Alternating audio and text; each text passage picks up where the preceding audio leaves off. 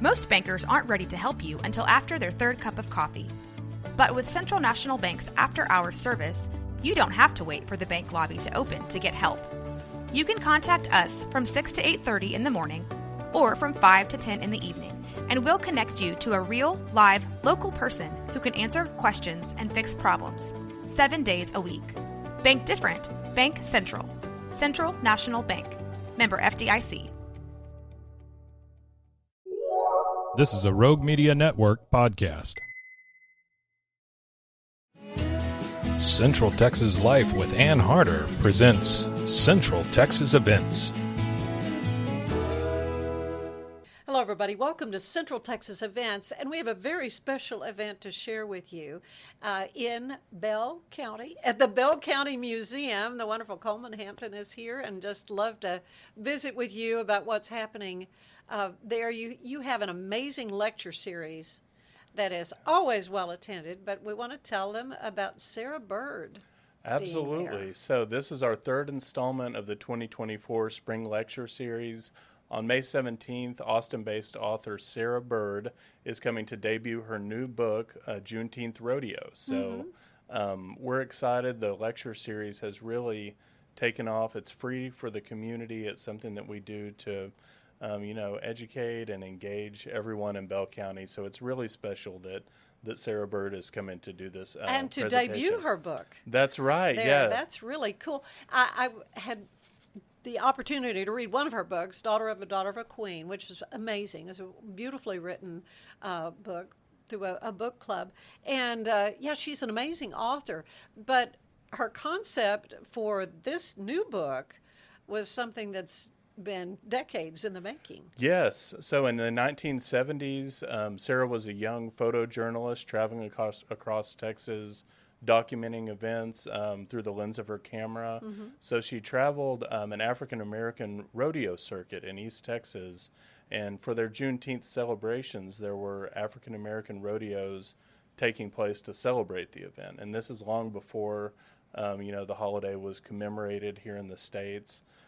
So it's really an interesting look into those rodeos and the history of African-American cowboys, and rodeo participants that really kind of formed the early core of cowboy and rodeo culture.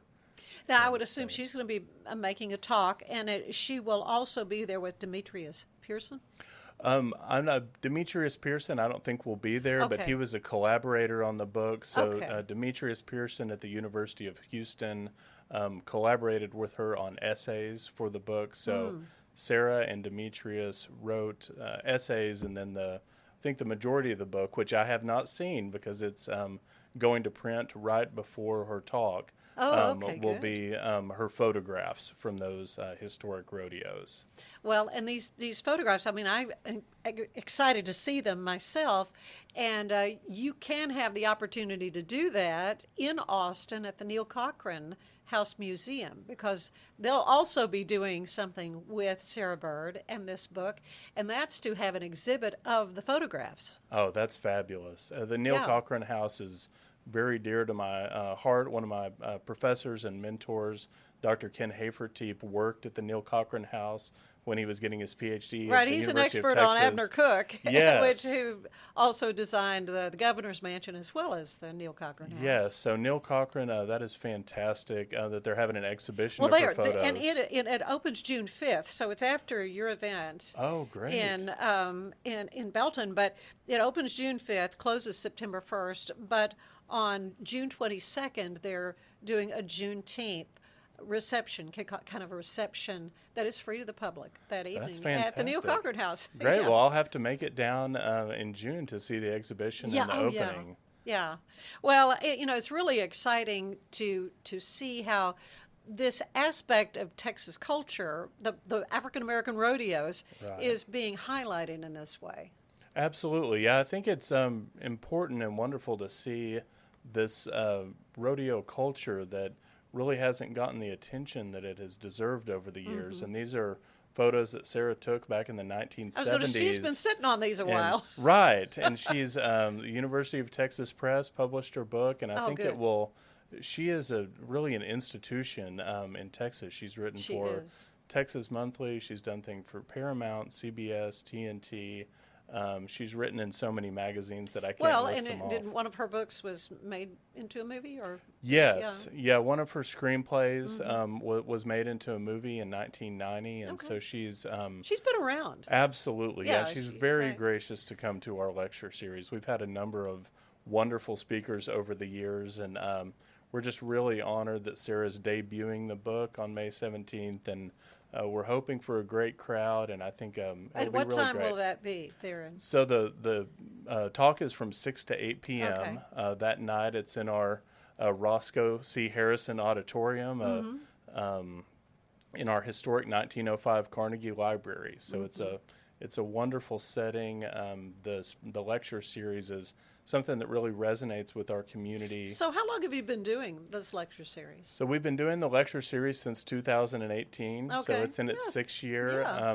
We've had everyone from Drayton McLean Jr. Exactly. Yeah.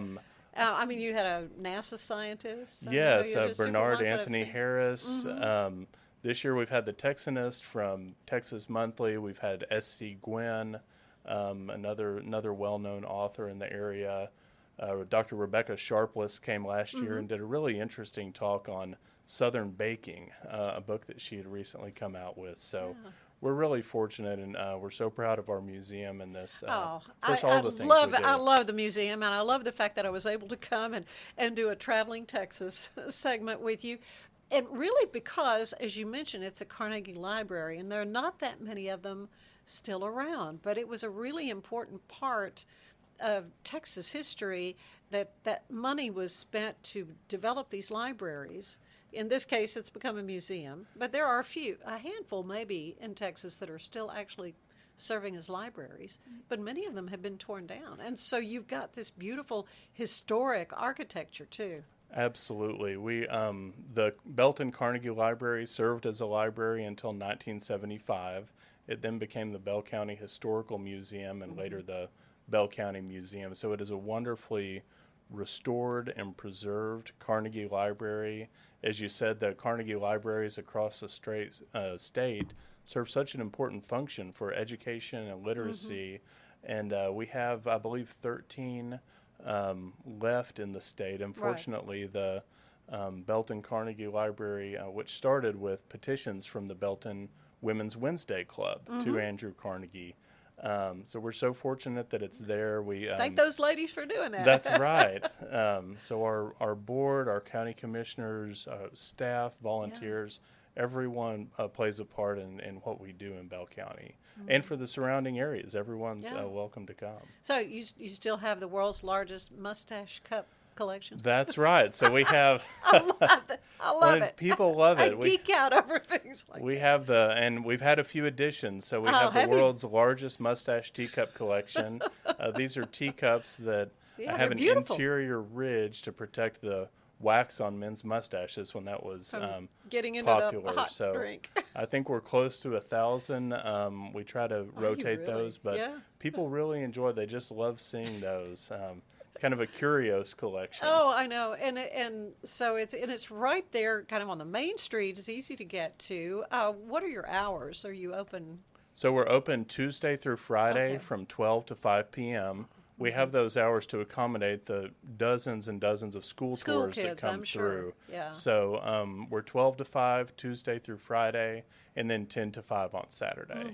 And you're still sort of involved in helping get people to the Galt excavation site or the archaeological site. I know that's where you can kind of coordinate if you'd like a trip out there. Right. The Galt School is a really important, Galt School of Archaeological Research has done a fantastic dig.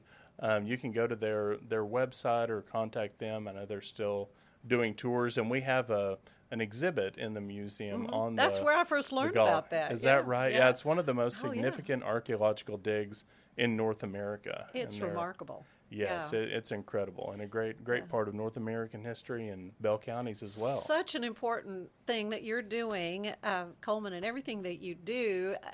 So when did you decide you wanted to work in museums and deal with historical things? Well, so I was a history major at Baylor, and I was thinking, okay, well, I'll probably go and get a PhD and teach history. And I was taking a writing class at Baylor, and we had a professional development project where you identified a career based on your major.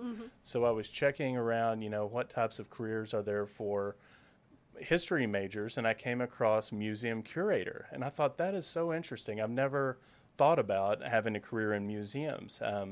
After that, I started working at the Baylor University Institute of Oral History with Stephen Sloan and Stephen Seeloff, worked at the Texas Sports Hall of Fame and the Mayborn Museum, and went through the Masters of Museums program at Baylor. So it really... They have a fabulous program, Yes, it just started when I was an undergraduate, and when I realized that working in a museum was a career option, and it was something that I've always loved museums.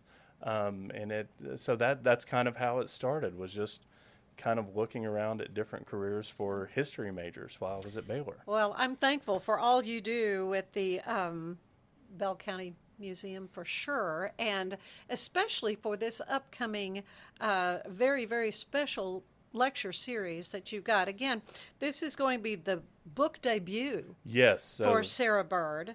The name of the book again is Juneteenth Rodeo. So Sarah will have copies of the books. It's the first time that the public will get a glimpse at it, so please, we'll have it on our Bell County Museum website and Facebook.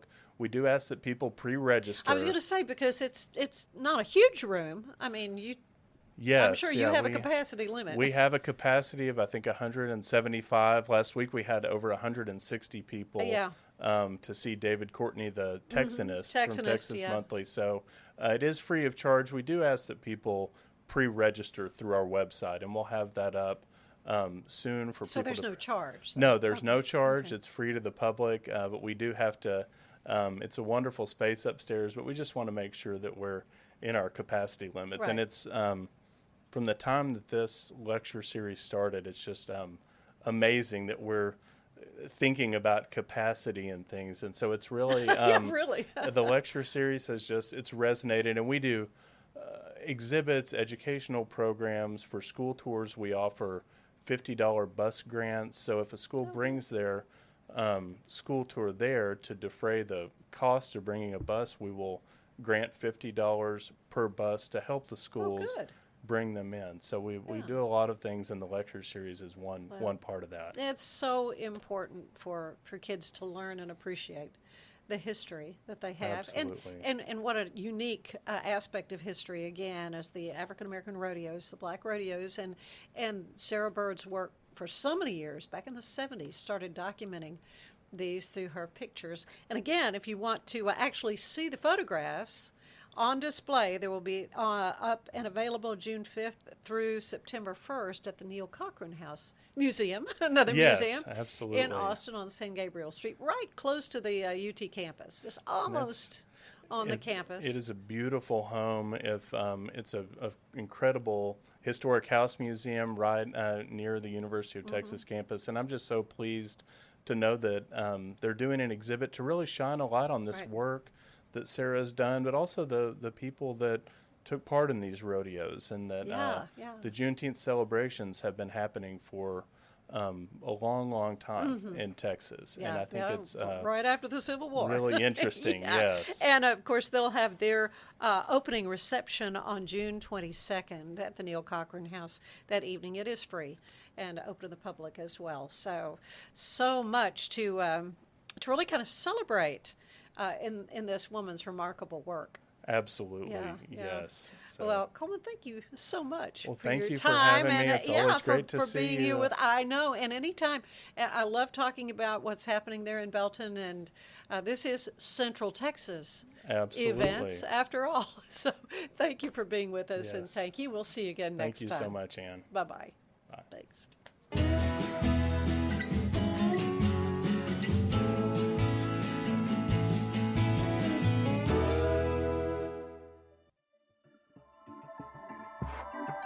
This has been a Rogue Media Network